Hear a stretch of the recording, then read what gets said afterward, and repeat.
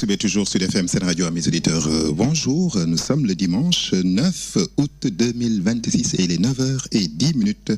C'est donc l'heure de votre émission catholique du dimanche, Parole de vie et d'espérance. Parole de vie et d'espérance en ce 19e dimanche du temps ordinaire de l'année A. Alors, pour vous présenter votre émission, vous avez à l'antenne Georges Fay et à la partie technique Alassane Thioune. Et en ce 19e dimanche, voici les textes que la liturgie nous propose. La première lecture est tirée du premier livre des rois. Donc au chapitre 19, les versets 9 à 11, puis le verset 13. La deuxième lecture est tirée de la lettre de Saint Paul apôtre aux Romains, au chapitre 9, les versets 1 à 5. Et l'évangile de ce dimanche est de Saint Matthieu, au chapitre 14, les versets 22 à 33. Vous avez donc là, à mes auditeurs, les textes de ce 19e dimanche, donc du temps ordinaire de l'année A. Alors, avant de les voir dans un instant et de les commenter, lecture du premier livre des rois. Lorsque le prophète Élie fut arrivé à l'Horeb, la montagne de Dieu, il entra dans une caverne et y passa la nuit. La parole du Seigneur lui fut adressée.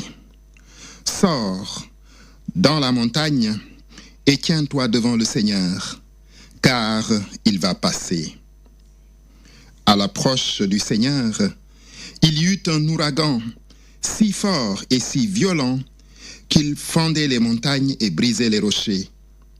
Mais le Seigneur n'était pas dans l'ouragan. Et après l'ouragan, il y eut un tremblement de terre. Mais le Seigneur n'était pas dans le tremblement de terre. Et après le tremblement de terre, un feu. Mais le Seigneur n'était pas dans ce feu. Et après ce feu, le murmure d'une brise légère. Aussitôt qu'il l'entendit, Élie se couvrit le visage avec son manteau. Il sortit et se tint à l'entrée de la caverne. Voilà donc, à mes auditeurs, la page, donc la première lecture, en fait, de ce 19e dimanche tiré, donc, du premier livre des rois. Et ici, il s'agit du prophète Élie, donc, à qui Dieu va se manifester, mais pas comme il s'y attendait. Et il se rend compte, finalement, avec ces diverses manifestations donc de la nature, parce que effectivement on nous dit qu'il y a eu un ouragan, il y a eu un tremblement de terre, il y a eu un feu, puis une brise légère. Et donc il se rend compte qu'il se méprend, qu'il se trompe sur Dieu. Certes, Dieu est le Tout-Puissant, plus puissant qu'une tempête ou toute autre manifestation brutale de la nature. Mais il se révèle très souvent dans les petites choses, ou en tout cas dans la petitesse, dans l'humilité. Et donc, ici, le contexte historique, eh bien, nous ramène au 9e siècle, avant Jésus-Christ, en fait. Nous sommes à Samarie, dans le royaume du Nord, et le roi qui y régnait, le roi Akab, avait donc épousé une princesse païenne qui s'appelait Jézabel et qui était la fille du roi de Sidon. Alors, celle-ci, comme son peuple, pratiquait l'idolâtrie, le culte de Baal notamment. Et en arrivant à la cour du roi, dont elle est l'épouse, elle aurait dû abandonner ses anciennes croyances païennes, sachant que, effectivement, dans le royaume d'Israël, eh bien, on proscrivait, c'est-à-dire on interdisait toute forme d'idolâtrie, car l'alliance avait été conclue avec le Dieu unique. Et cette alliance était exclusive de toute autre alliance avec n'importe quel autre Dieu. Et c'est d'ailleurs le sens du premier des commandements. Donc, donné par Dieu à Moïse au Sinaï. Tu n'auras pas d'autre Dieu en face de moi. Mais, donc, Jézabel, comme je l'ai dit tantôt, va introduire ce culte de Baal à la cour du roi. Et quand elle arrive avec d'ailleurs de nombreux prêtres de Baal, près de 400 prêtres, pour répandre cette nouvelle religion. Et son époux, le roi Akab, qui était plutôt un roi faible, laisse faire cela. Et c'est pour le prophète Élie une véritable honte. Alors, il se dresse pour défendre l'honneur du Dieu unique face à cette paganisation croissante. Alors, il s'est dressé avec tant de vigueur que le livre de Ben Sirac, le sage, type de la sagesse, a pu dire du prophète Élie, n'est-ce pas, qu'il avait surgi comme un feu et que sa parole brûlait comme une torche. Il s'était donc fait le champion de l'alliance et donc s'était présenté comme le représentant du Dieu d'Israël plus puissant que le Dieu Baal. Et donc, il s'est ainsi placé sur le terrain donc, de la confrontation. Alors, d'après lui, comme nous l'avons dit, seul le Dieu d'Israël pouvait annoncer, par exemple, l'avenir, prédire, parce que les prêtres de Baal, les prêtres qui étaient avec Jézabel, avaient fait des prédictions, ils avaient fait des sortes de magie, de tours de magie, et les gens avaient cru que le Dieu Baal était vraiment plus puissant. Alors, et dans le passage que nous venons d'entendre, Dieu se révèle à Élie. Il lui demande de sortir, de se placer dans la montagne et de le rencontrer, de le voir passer. Mais Élie, bien sûr, va s'exécuter. Alors, il va y avoir une succession de manifestations de la nature. D'abord, une tempête. Dans l'imagination d'Élie, certainement, Dieu doit être dans la tempête, puisque Dieu est puissant, son Dieu unique. Mais Dieu n'était pas dans la tempête. Il y eut aussi un feu brûlant, parce que le feu, on le voit avec notamment les terribles incendies qui se passent un peu partout en Europe ou en Amérique du Nord. Eh bien, le feu dévore généralement tout sur son passage. Eh bien, Dieu, même s'il s'était manifesté avec Moïse, on avait vu effectivement que la montagne du Sinaï brûlait. Vous voyez donc, parce qu'il y avait cette présence de Dieu. Ça, c'était avec Moïse. Mais avec Élie, eh bien, il ne se manifestait pas par le feu. Il y eut un tremblement de terre, mais ce n'était pas la manifestation de la puissance de Dieu. Et enfin, il y eut une brise légère. Et le texte que nous venons d'entendre nous dit, effectivement, que aussitôt qu'il entendit cette brise légère, Élie se couvrit le visage avec son manteau. Il sortit et se tint à l'entrée de la caverne. Alors, donc, Dieu, amis auditeurs, est présent dans le silence et la solitude. Cette expérience faite par Élie à l'Horeb, la montagne de Dieu, n'est-ce pas, l'autre nom du Sinaï. Donc, cette expérience faite par Élie, c'était donc une expérience assez inédite, car le Seigneur s'était révélé, n'est-ce pas, non pas dans le fracas des éléments déchaînés, mais dans une brise légère. Dieu, autrement dit, Dieu le Tout-Puissant, eh bien, se manifeste, et ça c'est généralement à l'opposé de ce que font les puissants de ce monde. Quand on est puissant, on veut montrer sa force. Dieu qui est plus que puissant, puisqu'il est tout puissant, eh bien, se manifeste, n'est-ce pas, dans parfois le silence et la solitude, dans les petites choses. Nous pensons à la prière de Jésus, donc lorsqu'il disait « Sois béni Père, Seigneur du ciel et de la terre, car ce que tu as, n'est-ce pas, caché aux puissants et aux habiles, tu l'as révélé aux tout petits. Dieu aime, n'est-ce pas, ceux qui se font humbles, ceux qui se font tout petits et ceux qui l'invoquent dans le silence et la solitude. » Alors, amis auditeurs, je rappelle que vous suivez Parole de vie et d'espérance en ce 19e dimanche du temps ordinaire de l'année A. Évangile de Jésus-Christ selon saint Matthieu.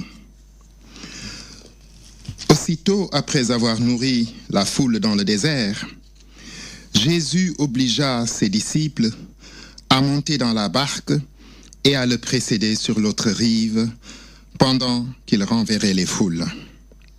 Quand il les eut renvoyés, il se rendit dans la montagne, à l'écart, pour prier. Le soir venu, il était là, seul. La barque était déjà à une bonne distance de la terre. Elle était battue par les vagues, car le vent était contraire. Vers la fin de la nuit, Jésus vint vers eux en marchant sur la mer.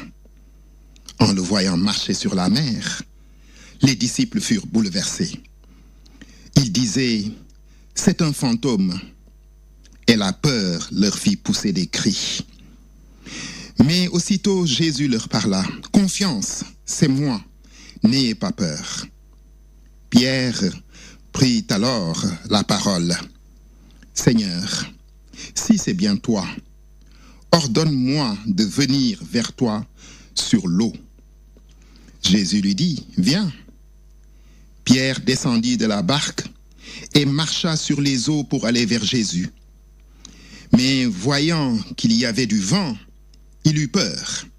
Et comme il commençait à s'enfoncer, il cria « Seigneur, sauve-moi. » Aussitôt Jésus étendit la main, le saisit et lui dit « Homme de peu de foi, pourquoi as-tu douté ?» Et quand ils furent montés dans la barque, le vent tomba. Alors ceux qui étaient dans la barque se prosternèrent devant lui et ils lui dirent « Vraiment, tu es le Fils de Dieu. » Voilà donc, amis auditeurs, la page d'évangile de ce 19e dimanche, donc du temps ordinaire. Cet épisode de l'évangile se situe après celui de dimanche dernier, en fait, où Jésus et ses disciples avaient nourri la foule avec le miracle de la multiplication des pains. Les disciples ont eu tout juste le temps de ramasser le pain qui restait, comme le disait la page d'évangile. Donc, il y avait 5 pains et 2 poissons, et il y avait une foule très très nombreuse de près de 5000 personnes qui écoutaient l'enseignement de Jésus. Et le soir venu, les disciples avaient dit à Jésus, oui, mais le soir commence à tomber. Il faut renvoyer la foule et dire aux gens d'aller s'acheter à manger dans les villages alentours. Et Jésus leur avait dit, donnez-leur vous-même à manger. Donnez-leur vous-même à manger. Et à cela, ils avaient rétorqué, oui, mais comment nous allons pouvoir donner à manger à près de 5000 personnes, alors que nous n'avons ici que 5 pains et 2 poissons. C'était d'ailleurs 5 pains et 2 poissons que tenait un petit garçon dans la foule. Et donc Jésus demande qu'on lui apporte les 5 pains et les 2 poissons. Il prononce la bénédiction. Et donc, il multiplie les pains. C'est un miracle donc. Et on donne à manger à la foule. Et tout le monde mange. Et il en reste. Et on ramasse les restes et on remplit 12 corbeilles. Donc, et juste après cet épisode, donc, la foule est partie et Jésus se retire dans la montagne pour prier et demande à ses disciples de traverser le lac, parce que la page d'évangile dit ici, la mer, oui, mais c'est le lac de Tibériade. C'est le lac qui existe encore aujourd'hui, hein, donc bien sûr. Et c'est un grand lac, hein, une sorte de petite mer intérieure. Voilà. Alors, ils doivent traverser et se rendre sur l'autre rive. Il dit, je vous rejoindrai. Les disciples partent, n'est-ce pas? Et alors qu'ils étaient à une bonne distance de la plage, la tempête se met à souffler. La barque se met à tanguer. Pendant ce temps, Jésus s'était retiré pour prier. Et après, il les rejoint dans la nuit. Les disciples le voient dans la nuit en train de marcher sur la mer, sur les eaux. Et ils se disent, mais non, c'est un fantôme. Et Jésus leur dit, ils prennent peur, bien sûr, et il leur dit, courage, n'ayez pas peur, c'est moi, n'ayez pas peur. Ces paroles, mes auditeurs, ont été rendues célèbres. N'ayez pas peur, ce fameux n'ayez pas peur, par Jean-Paul II, celui qui est devenu aujourd'hui Saint Jean-Paul II, quand il inaugurait son pontificat après son élection, donc à la dignité pontificale, les premiers mots qu'il avait adressés à la foule réunie sur la place Saint-Pierre, c'était « N'ayez pas peur ». Et les disciples ont peur. Et Pierre, pour être sûr que c'est Jésus, dit « Oui, mais si c'est bien toi que nous voyons marcher sur les eaux, ordonne aussi que moi je marche sur la mer comme toi, que je vienne à toi en marchant sur la mer. » Jésus lui dit, mais viens. Au départ, il commence, mais il doute et commence à s'enfoncer. Et donc, il crie au secours, et là, Jésus lui tend la main, et le sort de l'eau, et lui dit, homme de peu de foi, pourquoi as-tu douté? Pourquoi as-tu douté? Et ça, amis auditeurs, c'est souvent notre situation de croyant. Nous sommes souvent en proie au doute. Nous avons parfois des doutes dans la foi. Nous avons parfois des doutes concernant,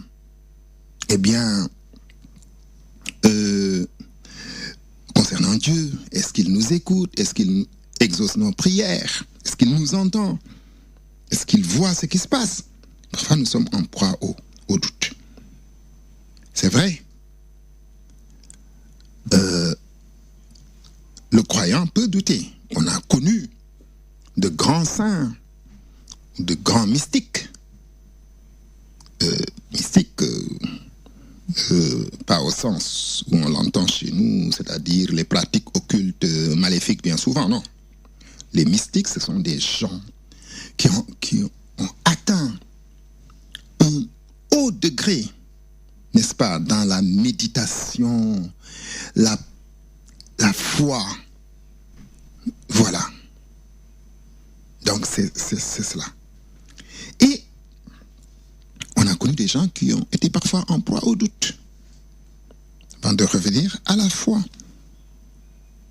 Et c'est ce que Jésus reproche à Pierre lorsqu'il commence à s'enfoncer dans le lac.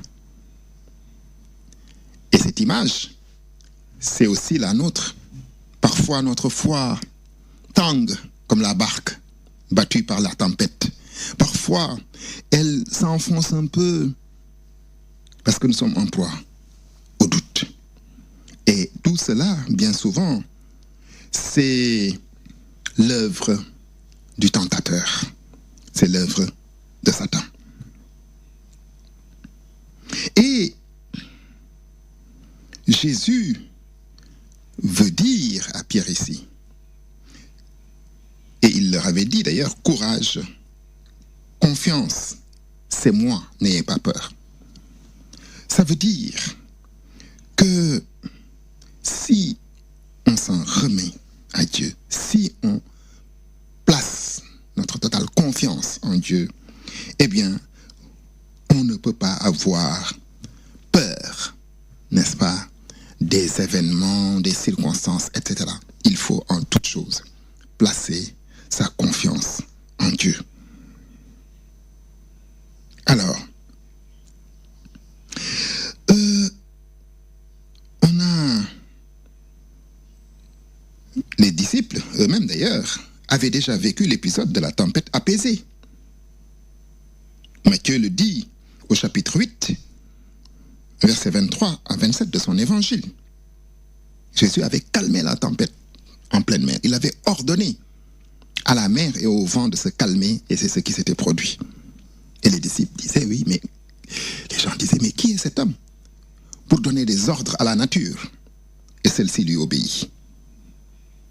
Et donc, c'était une leçon, mais apparemment qu'il n'avait pas donc bien apprise ou bien assimilée. Et Jésus, lors de sa passion, leur avait dit, effectivement, donc la foi, le cœur, la foi est ardente, mais la chair est faible. Voilà. Alors, donc, Jésus étend la main et saisit Pierre. Le voilà donc en sûreté. Mais Jésus lui dit quand même, homme de peu de foi, pourquoi as-tu douté?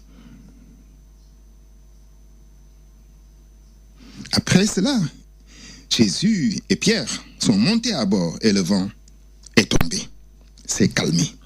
La paix est revenue. Tous se prosternent devant lui.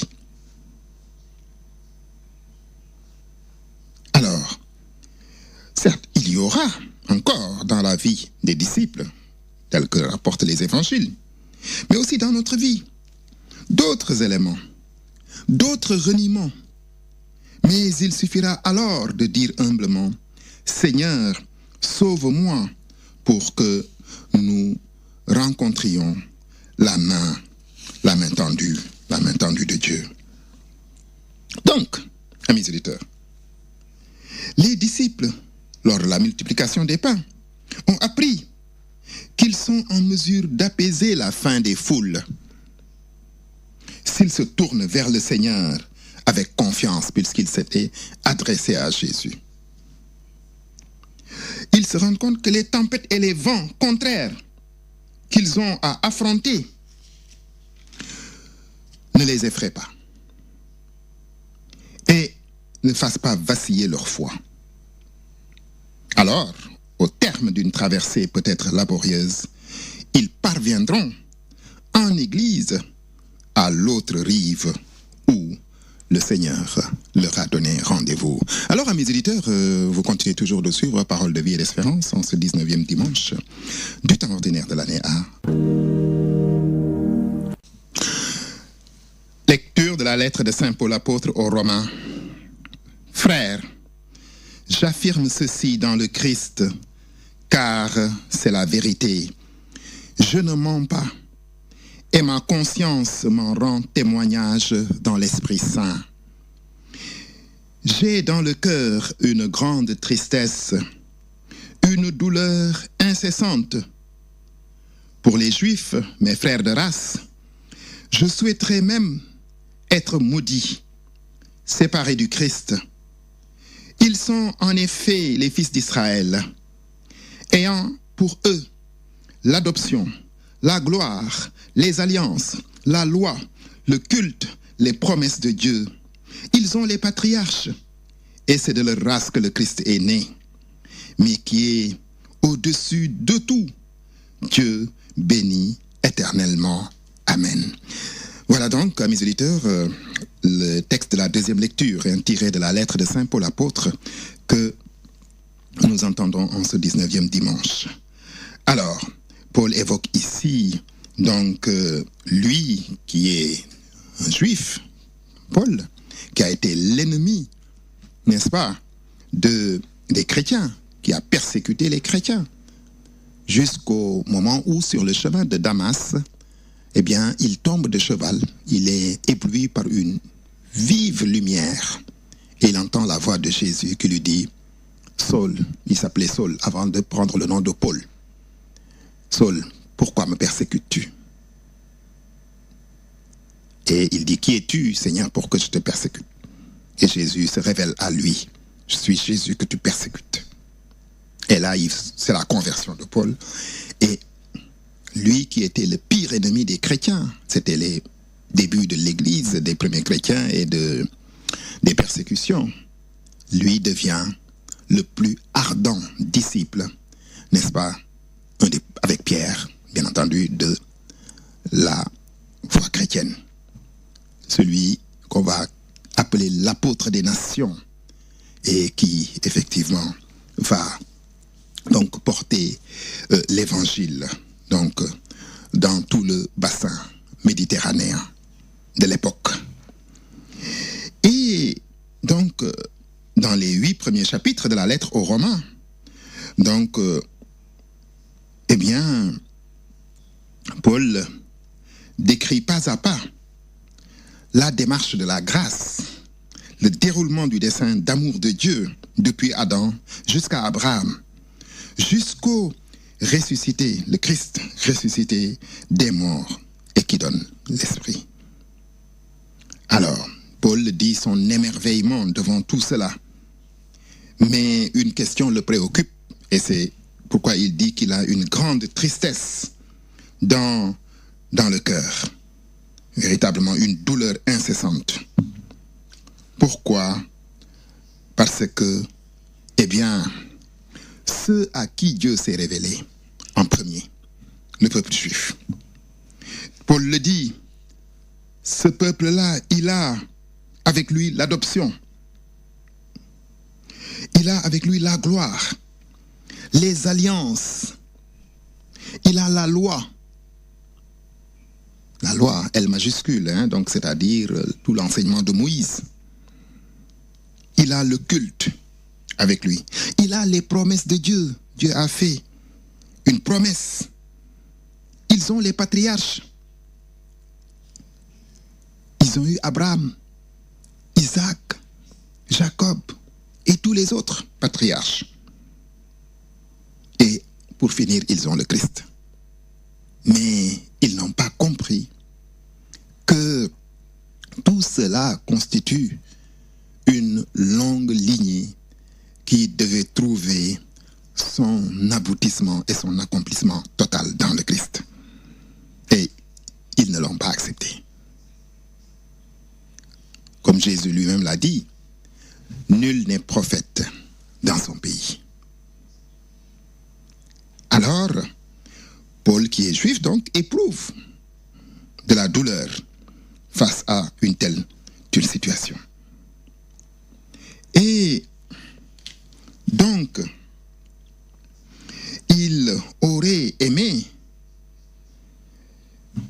que son peuple soit le premier à accueillir l'enseignement du Christ. Et sa prédication, désormais, va tourner essentiellement autour de ça. Il dit notamment, frères, je vous rappelle la bonne nouvelle que je vous ai annoncée. Cet évangile, vous l'avez reçu. C'est en lui que vous tenez bon. C'est par lui que vous serez sauvés. Avant tout, je vous ai transmis ceci, que j'ai moi-même reçu. Le Christ est mort pour nos péchés, conformément aux Écritures. Il fut mis au tombeau. Il est ressuscité le 3e jour, conformément aux Écritures. Il est apparu à Pierre, puis aux 12 disciples. Et en tout dernier lieu, il est même apparu, n'est-ce pas, à l'avorton que je suis. Moi qui persécutais le Christ, même à moi, il est apparu. Donc, Paul fait ce témoignage, mais ses frères juifs, dans leur grande majorité, non seulement ne l'ont pas suivi, mais pour beaucoup d'entre eux sont devenus ses pires persécuteurs. Et à la date où Paul rédige la lettre aux Romains, oui, on n'en est pas encore à la séparation officielle entre juifs et chrétiens. quand ceux-ci seront chassés des synagogues et qualifiés d'apostats dans la prière juive. Mais Paul, comme il le dit, souffre profondément de l'hostilité qu'il rencontre dans toutes les communautés juives où il tente d'annoncer la nouvelle, la bonne nouvelle. Alors, cela aussi, mais il exprime sa confiance, il exprime que tôt ou tard, eh bien, ce peuple qui a eu, comme il l'a dit tout à l'heure, avec lui, l'adoption, la gloire, les alliances, la loi, le culte, les promesses de Dieu et les patriarches, eh bien, lorsque tout sera accompli, eh bien, il finira par découvrir la vérité, c'est que tout cela trouve son total accomplissement dans le Christ Jésus. Alors, amis auditeurs, vous suivez toujours Parole de vie et d'espérance en ce 19e dimanche. Ainsi donc, amis auditeurs, dans les évangiles, le récit de la multiplication des pains et celui de la tempête apaisée forment un diptyque. Dans les deux tableaux, Jésus est au premier plan.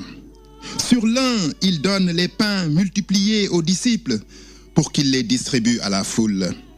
Sur l'autre, il va vers eux en marchant sur les eaux, au milieu de la tempête qui met en péril l'embarcation où il leur a ordonné de monter pour gagner l'autre côté du lac. Or, la tradition a vu dans cette barque secouée par les flots, mais préservée du naufrage par le Seigneur, une image de l'Église qui vogue contre vents et marées vers le rivage où le ressuscité l'a devancé. La multitude de ceux qui suivent le Seigneur jusque dans le désert reçoit de sa main le pain qui apaise toute faim. Les disciples qui peinent pour se rendre au rendez-vous donné par le Seigneur ont l'impression que leur barque va chavirer. Confiance, les tempêtes peuvent secouer votre embarcation, mais elle ne sombrera pas, dit le Seigneur. Le récit de Saint Matthieu comporte encore d'autres traits qui élargissent et précisent cette interprétation. La réaction des disciples et de Pierre fait songer aux premières apparitions pascales. Lorsque le ressuscité est venu au milieu d'eux, les disciples ont cru aussi voir un fantôme. Le Seigneur s'est alors adressé à eux comme ici. « Soyez sans crainte, c'est moi. » Il leur a également reproché leur manque de foi et leurs doutes. Enfin, lors des manifestations pascales comme sur le lac, la scène s'achève par une sorte de liturgie. Les disciples se prosternent devant le Seigneur et confessent leur foi en lui. Quel que soit son attachement profond au Seigneur, l'expérience de sa présence et de sa proximité, tout disciple, dont Pierre apparaît ici comme le prototype, connaît des moments d'hésitation et de doute. Alors qu'il crie « Seigneur, sauve-moi » dès qu'il commence à perdre pied, Jésus lui tendra la main pour qu'il ne défaille pas. Que le peu de foi ne retienne pas de participer à la liturgie, de se prosterner avec les autres pour proclamer avec l'Église « Vraiment, tu es le Fils de Dieu, Seigneur, viens au secours de mon manque de foi. » Et lorsque le silence de Dieu décourage, qu'on écoute attentivement, il est là encore dans le murmure d'une brise légère, comme l'a expérimenté le prophète Élie. Ainsi donc, amis auditeurs, c'est bien fini. C'était votre émission catholique du dimanche sur Sud FM, Parole de vie et d'espérance, avec à la présentation Georges Faye et à la partie technique Alassane Thioune. Merci pour votre aimable écoute et à bientôt sur cette même antenne.